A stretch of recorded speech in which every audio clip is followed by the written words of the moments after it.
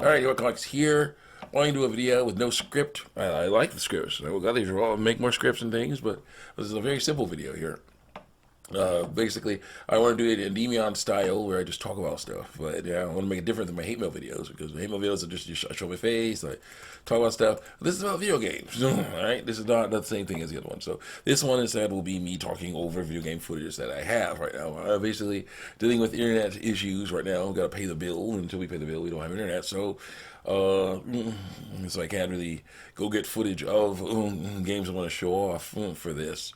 But I might as well just show off. We're gonna talk about it though. Yeah, lately we've been having issues. Yeah, Nintendo came out with a game, Nintendo Direct, and it looked great. I saw it myself. I think, or did I see it with Angry Joe and friends? No, I think, yeah, you probably saw it with Angry Joe and friends. Sometimes I like to do that because it's awesome to see stuff from them. But it's a good idea to look at stuff yourself, then see what other people think. Form your own opinions and stuff. But yeah, I saw the direct with Angry Joe and friends. I saw Arlo talking about some stuff, and yeah, there's some good stuff in there. The Nintendo Switch 2 looks really good. I'm gonna work on my part of my headphones while I do this. Read. Quickly wrapping them up. The Digital Switch looked really good. It looked really good, and it's definitely going to be a fun thing when it gets to the price that people want it to be. So it'll be actually be able to be bought and stuff. It's not a worse price. It was probably cost around the same amount as the PlayStation 4. Maybe. PlayStation 4, PlayStation 5. Not that much, not that bad. But again, it kind of is weird that it's a handheld, but it costs some serious cash like that. No. But yeah, that's not the worst part. While they had some nice looking games, looking games for that system, and games that were like basically going to be upscaled Switch One games, they're saying that these games are going to cost $80 to $90 a piece. So you're paying more for a system that's slightly better. That's definitely a bit better than the Switch One, bigger screen, more storage, things like that. But it's going to cost some near home console prices, and then you have to pay $80 to $90 for a game, digital, $80 to $90. The physical game basically is just a license to be able to download the digital game too. So again, paying $90 for a physical game makes no sense. Paying $80 for a game like that makes no sense either. And $10 for the basically instruction manual introductory game for how the Switch 2 works. Ridiculous. So yeah, there was a lot of problems with that, with the pricing on that. The games are great. That new Mario Kart looks amazing. It's one of the best Mario Karts I've ever seen. All kinds of other different games there. Including some third parties. The Elden Ring looking game or the Lies of P looking game, whatever it is, looks good. And then that basically Legend of Zelda Breath of the Wild with Hyrule Warriors and Dynasty Warriors style combat that looks really good. And then of course a surprise at left field, a Donkey Kong open world game. I have never seen anything like that. That is so well. There probably are a few Donkey Kong games, but Donkey Kong is definitely not, let's say, the A-lister. Maybe Mario, maybe Zelda, Link, Kirby, maybe a little bit. But Donkey Kong, he gets his turn. That looks cool. But again, I'm not really willing to pay $80 to $90 for that, for any of that stuff. So yeah, and then of course, yeah, basically people are freaking out because they're thinking that with Nintendo charging $80 to $90 for games, that Grand Theft Auto and other games are going to be over $100. You probably are, And I'm like, hey, that's way too expensive for games, Now there have been new games that come out that have been way less and will continue to be. Cuphead, for example, is $20. Was $20 a piece. Its graphics are not the latest and greatest graphics. It's basically trying to imitate 1930s 2D animation, rubber hose 2D animation in a side-scrolling jump and shoot, platforming jump and jump and shoot format with bullet hell elements, and stuff very hard stuff, involved in that. It looks great. It looks great. It sounds great. It's amazing, and that game is a fun game. Bursting with content. Again, here's the issue. Now you have what's going on here. They're basically overpricing. They're going to price out the market. Nintendo and others are going to price out the market. Raising the game prices way too high. People are not going to buy those games. Okay. Now here's the issue.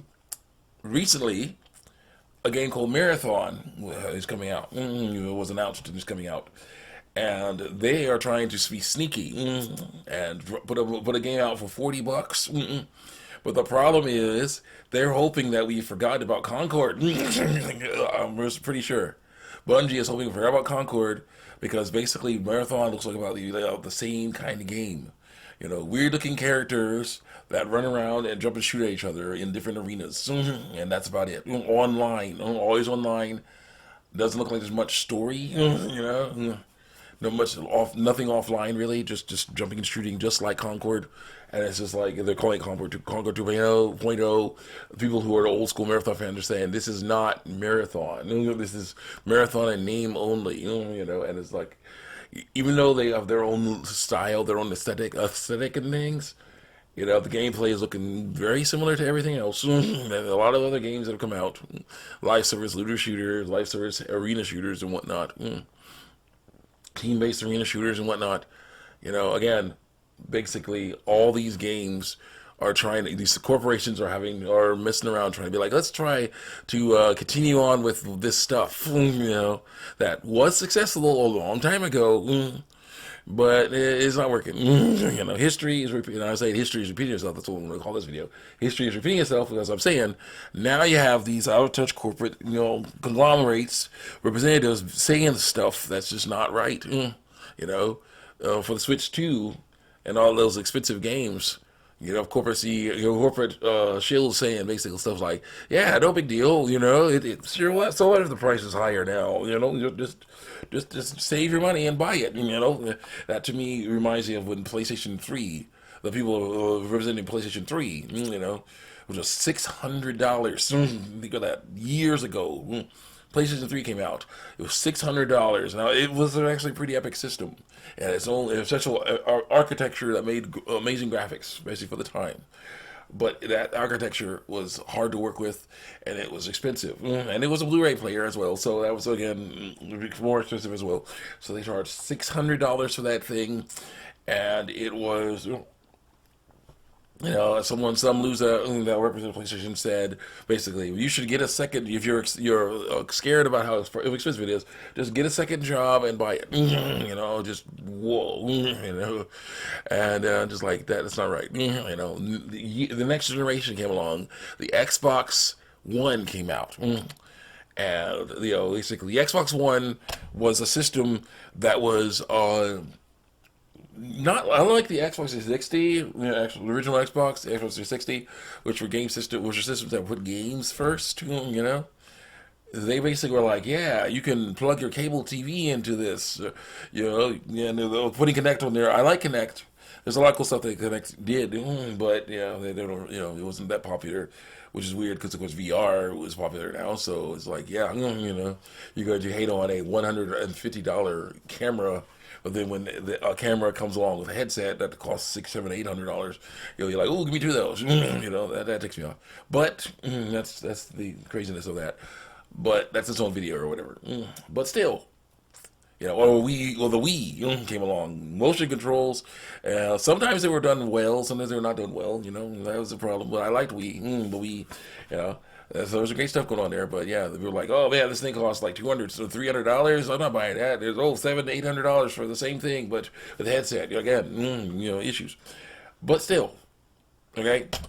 What was that? The Wii and the motion and the Kinect and the stuff like that. Move controllers, they were all hated on at least until the Move controllers got the VR headset. Then it's like, hey, well, we're cool. So yeah. But anyway, Kinect. They basically Kinect was attached to this thing. Xbox, they basically put all kinds of stuff, talk about plugging in your cable box and TV and all kinds of other things that just made no sense for gamers to do. And it's just like, yeah. And then and all, of course, it was also always online because they were trying to get into that live service stuff back when it was just beginning, you know. And so, yeah, some out of touch representative of Xbox 360 said, of Xbox said, when someone was saying, what about, when someone interviewed him and said, what about an offline option? He's like, oh, well, the offline option is to stick with 360. You know, I tried to comment in one of those videos that said basically, the offline option is stick with 360, meaning we don't have an offline option for this next generation going forward.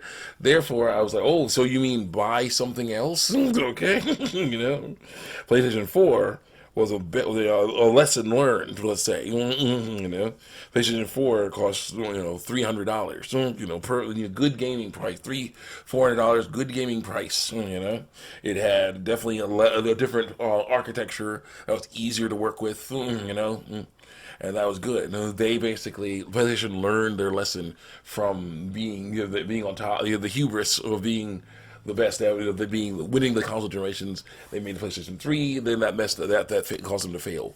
So they made something better. You know, the Xbox One came out, same similar stuff. All this ridiculous bullcrap on this thing, and the Kinect came out. You know, and then basically they had no choice but to get rid of the Kinect.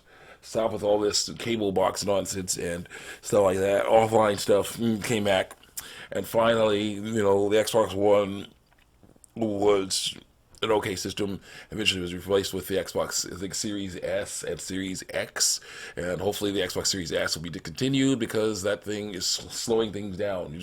Just buy a Series X, make the Series X. Hello, maybe make a Series X.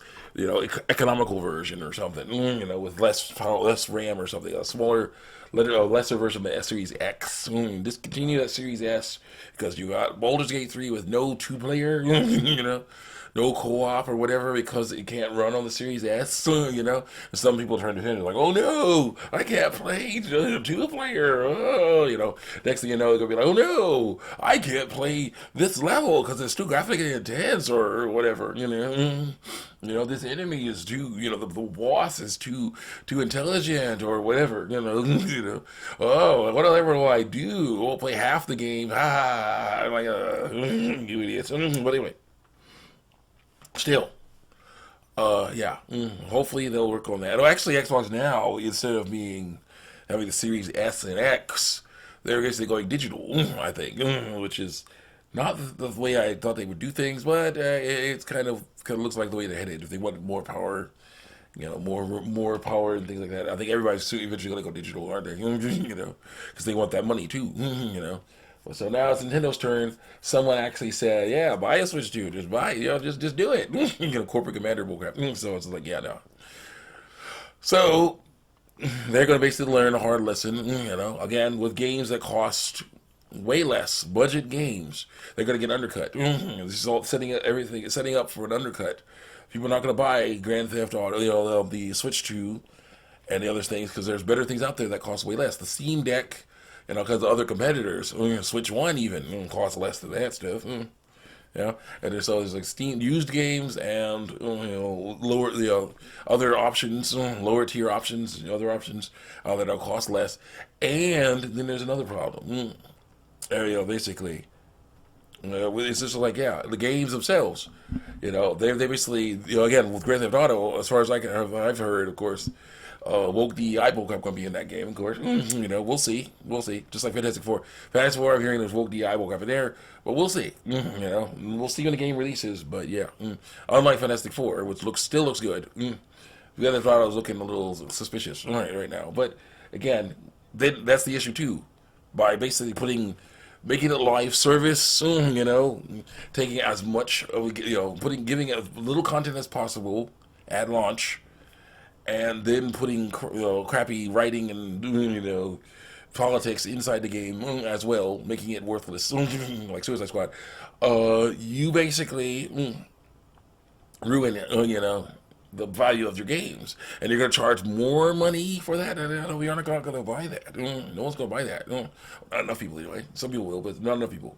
So yeah, that's the issue too. The woke DEI pushing, the Sweet Baby Incorporated, and all them other losers messing around, giving bad consulting advice. All that stuff together will mess around, basically making a game. The history's repeating itself. The big three, Nintendo, Sony, and Xbox, and those other ones that are hanging out with them. They are basically messing themselves up this way. That's what's going on here now. So basically, that's what's going to happen now is you're going to get undercut. You're going to see all these budget games that don't have the best graphics, but they have bursting with content like Cuphead. There's all kinds of games that you can make. They don't have to have the best graphics. They can be really cool. They can be really cool. A lot of indies, a lot of other stuff out there. Double A, single A, whatever. Even some triple A's. There are some triple A live service games out there that could be really good. If they don't do things right. But yeah, First Ended, Helldivers, things like that. We'll see. But yeah, this is basically the hubris, unfortunately, being on top for a while. They basically mess themselves up. They build their what is it, like a Tower of Babel type stuff. They build a tower too high. They're like, yes, you will buy whatever you want. I'm the best, right? You buy from me with this stuff. Yes. And it's like, nope. And then they learn a hard lesson and then they're forced to go back. I think that's going to happen, because it's just like, no, that stuff is ridiculous. Now, again, and then of course you have the issue with the PlayStation. I'm going to keep going for a little while. Stuff with the PlayStation 5 Pro, okay? That thing is $700, or more, depending on what kind it is. That's way too expensive. It's $700, Again, PlayStation 3, and PlayStation 5 Pro, Switch games being way too expensive, things like that. That's another issue right there. These things costing way too much. They're gonna basically fail. They're not gonna get enough sales, so they're gonna have to work on other things. And it's possible you can totally make game systems that are lower tier, less RAM, less hard drive space. Make the games less graphically intense, and they'll sell them for way less to be more competitive. There's loss leaders, there's all kinds of other stuff they can do to basically be competitive and make sure they can actually continue to get sales so they can continue to stay in business and make more games and whatnot. They will have to learn how to do that. That's the issue. The customer shouldn't have to adapt to the merchant. The merchant should adapt to the customer because the merchant is trying to get money for the customer. So yeah, I'm sorry. I saw in a restaurant. I won't say what restaurant it is, but you probably can figure out if you think about it. You don't think about it hard enough.